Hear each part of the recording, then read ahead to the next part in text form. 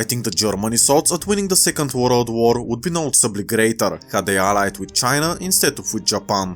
This is actually somewhat plausible to happen and is perhaps the better option for the Germans, as this would result in no Pearl Harbor, so Germany and the United States of America are less likely to be at war directly.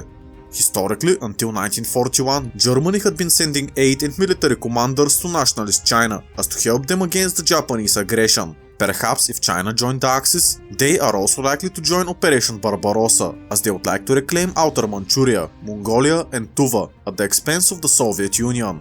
Japan was a historic ally of Great Britain, so they could join the Allies, which would be very cursed, yet somewhat plausible to happen. So why didn't Germany ally with China, and what would happen had they did?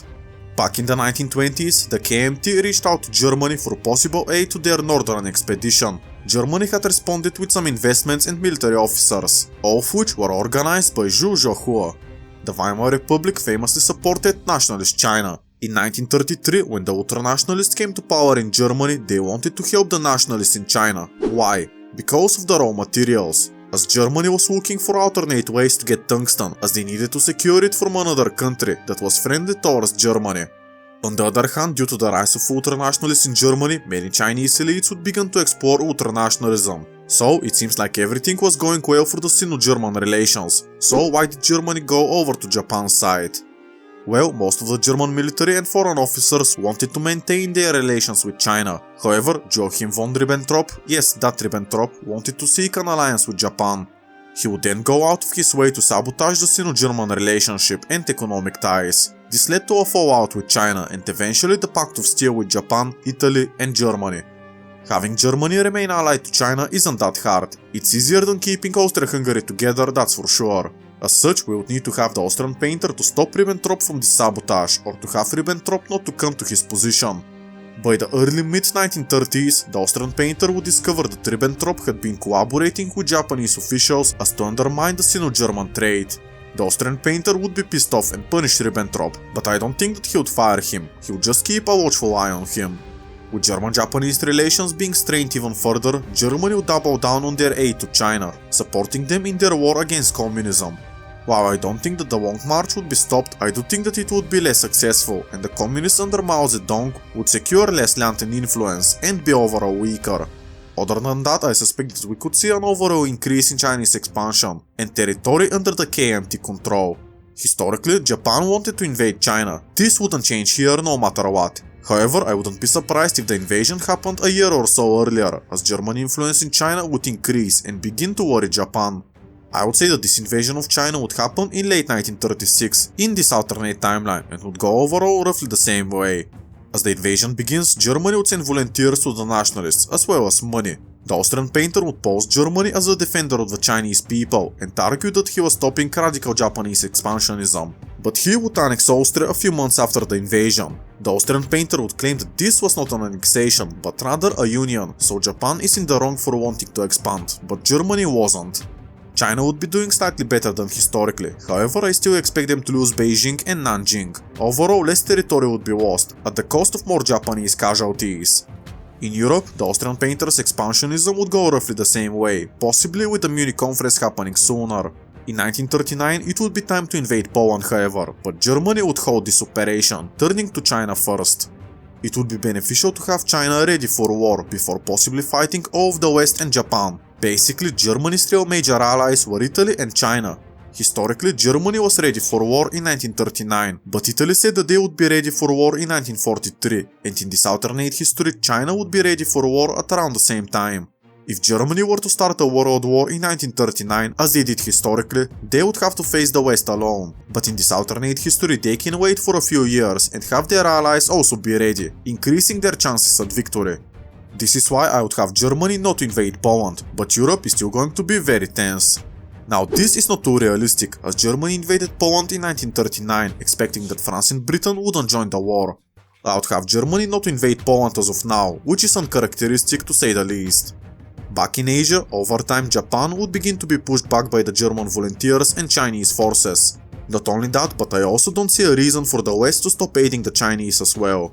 As Germany pushes the Japanese to Manchukuo, atrocities against the Chinese people would be exposed. The United States of America, hearing of this, would cut oil trade to Japan and stop them from engaging in such acts.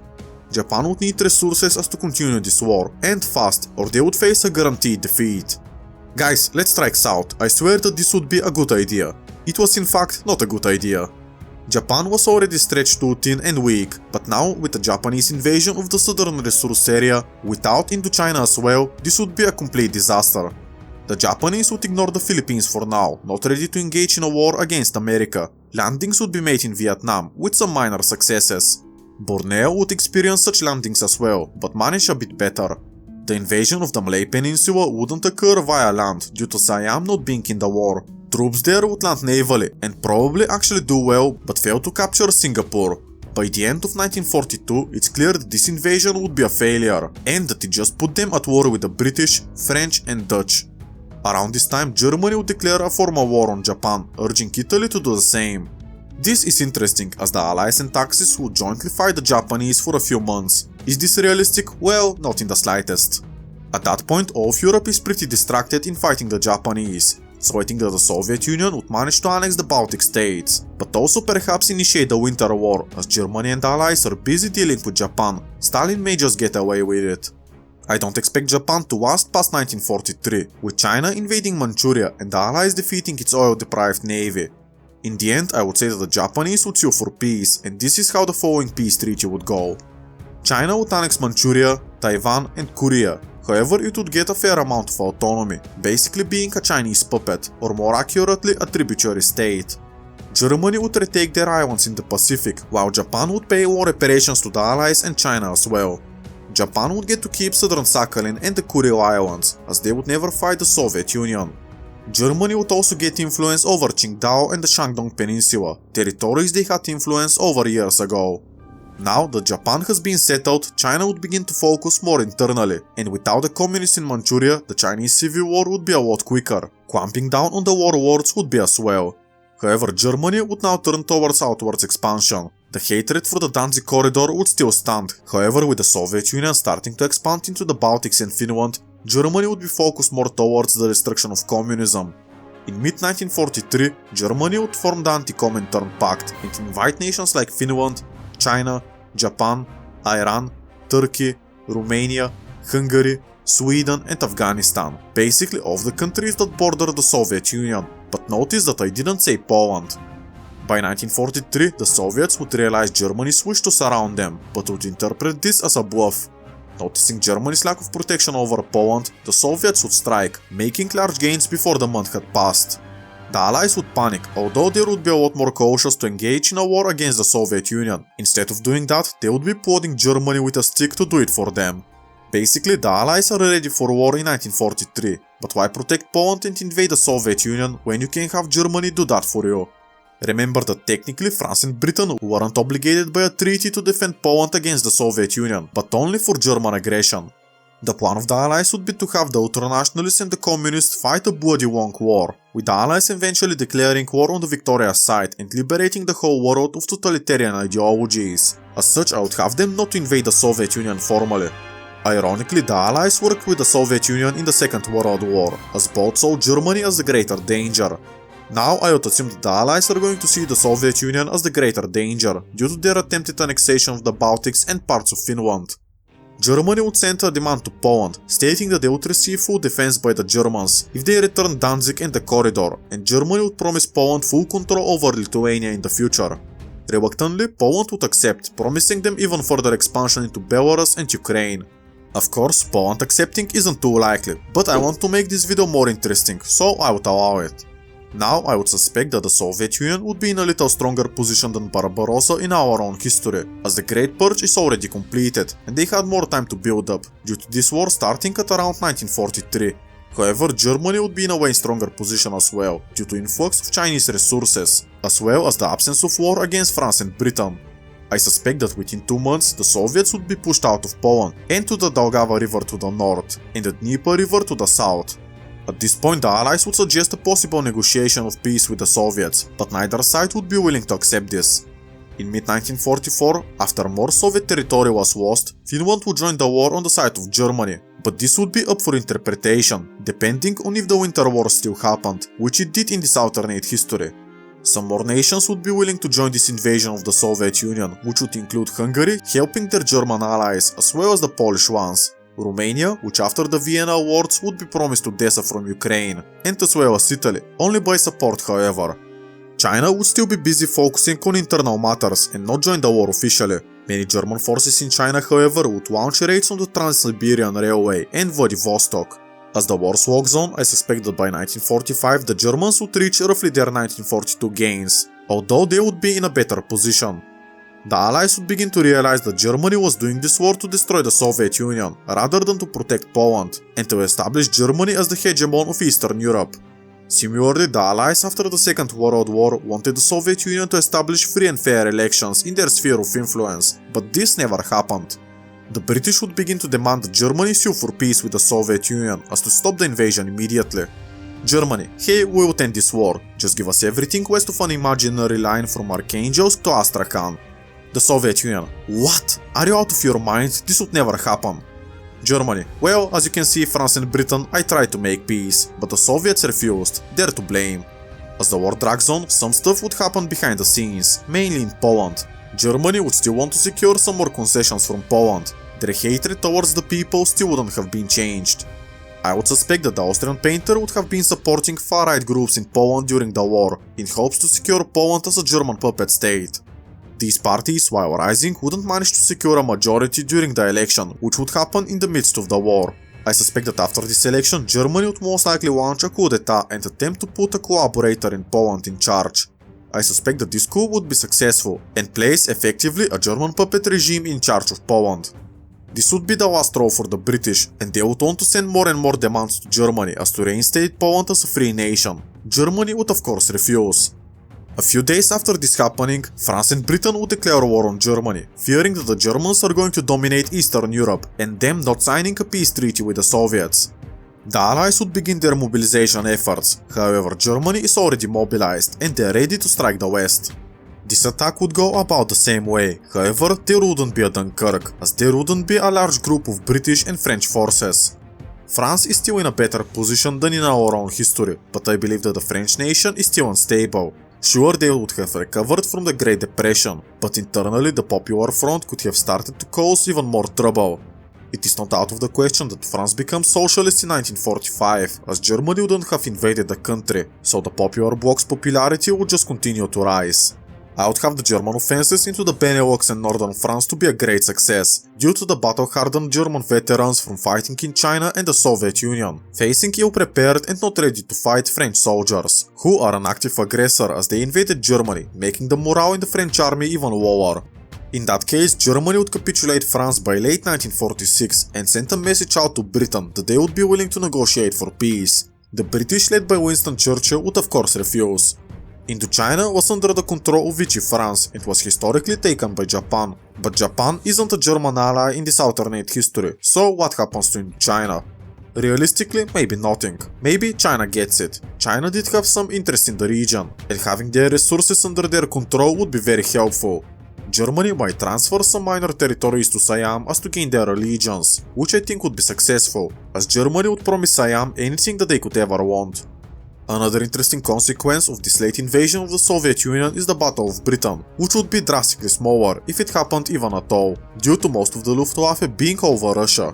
With the Italian armed forces being properly prepared, unlike our own history, Italy would manage to perform way better in Egypt. Italy would also invade Greece, and while gains would be still minimal due to the mountains, they wouldn't lose southern Albania. Germany would most likely still invade Yugoslavia and consolidate the Balkans as they did historically, however this would be a lot quicker than in our own timeline, due to Italy being much more prepared for war, resulting in about the same borders in the Balkans as we had in our own history. As for Denmark and Norway, I suspect that an invasion wouldn't happen. Germany now has new ways to get Swedish iron, like from Finland, and overall isn't the most important place to divert their focus to. Perhaps they can only take Denmark, which would happen rather easily, but taking out Norway in 1945 I think wouldn't happen. In Africa, Italy would manage to take El Alamein and push further into Egypt, however there is now a new Asian front. I don't think that the German Pacific Islands would last any longer, but would still prove as a nice distraction for the British and French forces. I don't expect Japan to do anything drastic like to join the war against Germany as to regain their islands. but I do expect them to use this time as to negotiate a decline in their war reparations to the Allies.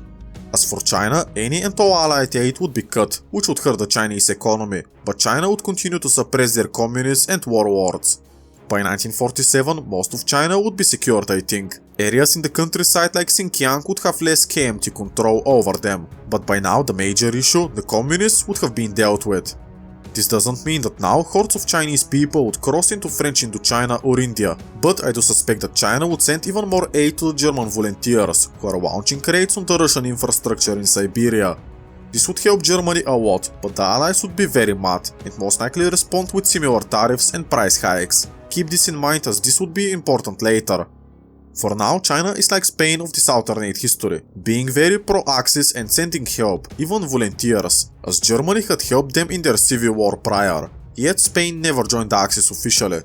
In 1948, Franklin Delano Roosevelt would be already dead, but 1948 is an election year, so who is running? I would say that this would be Truman vs Dewey, and Thurmond, but we don't talk about him. Now, Truman was considered to be the underdog for the race, but historically still won 300 votes. However, now, without his history of participating in the Second World War, he may not receive as strong of a base as he did historically. It would be hard to decide who would win this election, but I still think that it would be Truman, although by a smaller margin. Dewey might manage a victory in the popular vote. Overall, I don't think that it matters too much, but Truman is more predictable and would create for a more interesting scenario. In Europe, Germany would be further close into Russia, possibly being very close to the Baku oil fields. While I don't expect Leningrad to fall, I think that Stalingrad would result in a German victory, although barely. Moscow would be within eyesight, and probably be Germany's next focus. In Egypt, I don't think that Italy would do anything massive like take over the Suez Canal, but cities like Alexandria and Cairo would become street-to-street warfare. Spain is an interesting case. Now that they've had 10 more years to recover from their civil war, the chances of them allying with Germany would increase drastically. However, I don't think that they would join the Axis. The Spanish army was still pretty weak, and the nation still relied on imports from the United States of America, something they couldn't give up just yet. Historically, Turkey was offered a lot of things by both the Allies and the Axis as to join their side, but decided to refuse both. With the Axis approaching their border with the Soviet Union, Turkey may begin to lean more towards the Axis and fear an invasion. They might give Germany some permission to use their land to transfer supplies and troops to the Caucasus region, or to station airplanes in exchange for a non-aggression treaty or monetary compensation. Turkey could begin to look a lot like Sweden of our own history. Technically they would be neutral, but if they don't comply with Germany, they would be invaded. This would be enough to allow a further push by Germany into the Caucasus, capturing more land, and in turn more oil. However, with the British in Iran, most of these oil fields would be destroyed quickly beyond repair. Minimal oil fields would be scavenged here and there, and it wouldn't help the Axis in the war effort that much. Germany cannot simply take the Baku oil fields no matter what. Now remember earlier when I said that China would start to suffer tariffs and price hikes from the Allies. Well, after a while, these tariffs would start to hurt the Chinese economy, causing some problems. China still needs these resources, while not as much as Japan, they need them to sustain themselves. With the Chinese interior in a better situation, I believe that in late 1948, China would officially join the Axis, launching an invasion of Mongolia, India and Burma. In Outer Manchuria, Vladivostok, with the help of German volunteers, the city would quickly fall due to supply issues and it being undermanned. These attacks would have huge gains from the start, as the Allies wouldn't have as many troops positioned there due to the war in Europe and North Africa. This is likely going to be called the second Operation Barbarossa, again catching the Soviet Union off guard and making them lose a lot of territory initially. These invasions couldn't sustain themselves, and while China did have large amount of troops, their army was still under-equipped and would have inferior technology. Burma would be completely taken with the help of Siam, along with some territories in Bengal. The Malay Peninsula would quickly fall, along with Singapore. The Dutch East Indies and Borneo wouldn't be taken, due to China and Germany's lack of naval ability. Japan again is an interesting case. They would hate China and the Germans due to their humiliation, but would also have joined the Anti-Comintern Pact. They would also hate the Allies for cutting their imports during the war against China, but still cooperate with them as to cut their debt.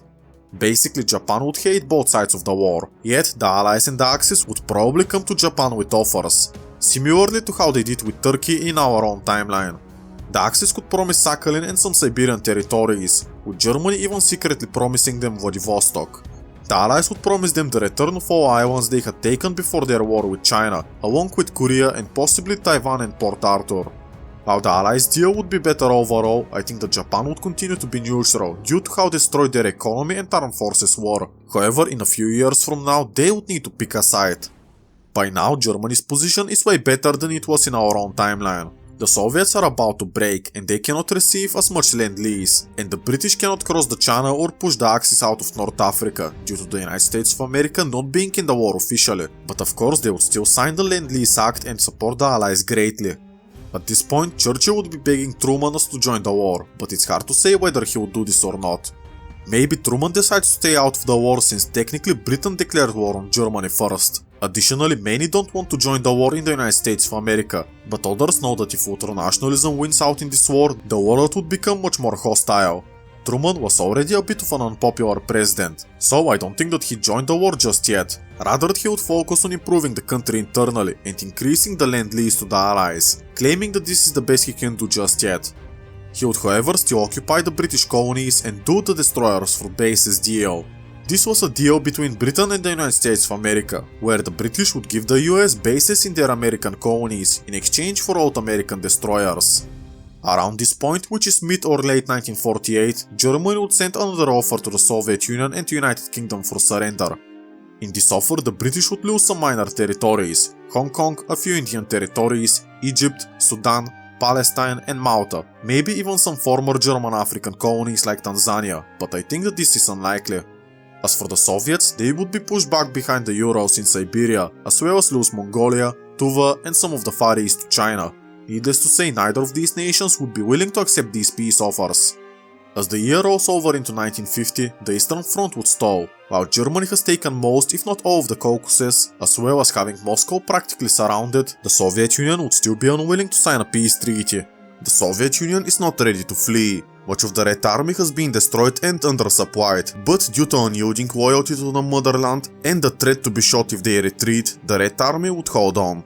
As for the British, their only real front with the Axis would be in North Africa. Without an American help, the day would be much harder, and it would also be impossible to invade Italy or some other spot before they secure North Africa first, which the Axis would know, so they would fortify North Africa. By 1950, I don't see Churchill to remain in power. Either he is forced to abdicate or in the next election he would be voted out. A few months after the British election, whoever's voted in would most likely come to the negotiating table. I suppose that Britain would be forced to give up Hong Kong to China, the Malay Peninsula and Singapore to Siam, along with some Burmese territories. The rest of Burma and Bengal would become independent, under Chinese supervision. China would annex all of their claimed territories in India, and Germany would retake Papua New Guinea. In Africa, the British would surrender Somaliland and portions of Kenya to Italian East Africa. Egypt, Sudan and Palestine would officially go to Italy as well, along with Malta. The British would be forced to give up Gibraltar to Spain, as Germany would try to secure more Spanish allegiance to the Axis. Overall, a milder peace treaty for the British, designed to get Britain out of the war as soon as possible. The British Empire is still the largest country in the world, and if they leave the war now, they can maintain their colonial empire and greatness. With this alternate British surrender, the French would soon follow. Tunis would go to Italy, Morocco to Spain, Djibouti to Italian East Africa, Nice, Savoy and Corsica would go to Italy, and potentially Madagascar also goes to Germany, or more specifically the SS. In the closing days of the war, Turkey would decide to join the Axis, taking over Syria for themselves, and providing much needed supplies to Germany in the Soviet Union. As for Belgium and the Netherlands, their colonial empires would be split between the British and French as to limit the German influence. We can have French Congo to expand into Belgian Congo, while Britain would only retake Katanga and potentially Rwanda and Burundi. All of the Dutch East Indies would become a dominion under the British Empire, which would offset the losses for Britain. In the Balkans, it would be divided as it was historically, but these gains would remain permanent. And with that, the Allies would be defeated. It wouldn't take long for Germany to also capitulate the Soviet Union. With Germany seemingly winning the war, Japan would join the war against the Soviets in hopes of gaining something. In the peace treaty, Europe would be the same as any other Axis victory scenarios. However, in the Far East, China would annex Mongolia, Tuva and Outer Manchuria. Japan would get other territories as well, just to make sure that Russia doesn't have a coastline, to which Germany would agree and even encourage. Despite their victory, Germany would support rebels in Central Asia, paranoid that the Soviet Union may rise again if they remain strong. The The Soviet Union would lose about 80% of their industry and population and would be sandwiched in Central Asia, not having a warm water port and being surrounded by German allies. Germany cannot achieve a total victory over the Soviets, but Germany already has the valuable lands west of the Ural Mountains. Now I have created about over 50 scenarios about the Second World War, in all of which Germany is defeated. As such, I wanted to do something different and unique, which is my first ever Axis victory scenario in almost 2 years of doing YouTube. I think that the Americans are unlikely to join the war with Japan not provoking them. There are many issues with this scenario, as America would develop the nuclear bomb, so potentially they could have joined the Allies to secure the war rather easily. But then we would have a similar peace deal, just the Western sphere is greater and the Soviet Union is more destroyed, with China being nationalist instead of communist. These are the changes if I were to make a realistic scenario. So now, in this alternate history, we are in the hellscape of the world. Germany remains the hegemon of the world, not having to share the European continent with anyone. China is a close and faithful ally, but if they choose to break away from the German sphere, they would be too weak to contest Germany in the Cold War. Speaking of it, the United States of America and Germany would be engaging in one. While it would take a longer amount of time for Germany to go nuclear, they would mass produce them at blistering speeds. This would be truly a sad world. One alternative for a better world could be if the Soviet Union defended Poland in World War II, entering the war almost 2 years sooner than in our own history. To that I have already made a video and it's on the screen now. Thank you for watching and I hope to see you there. Goodbye.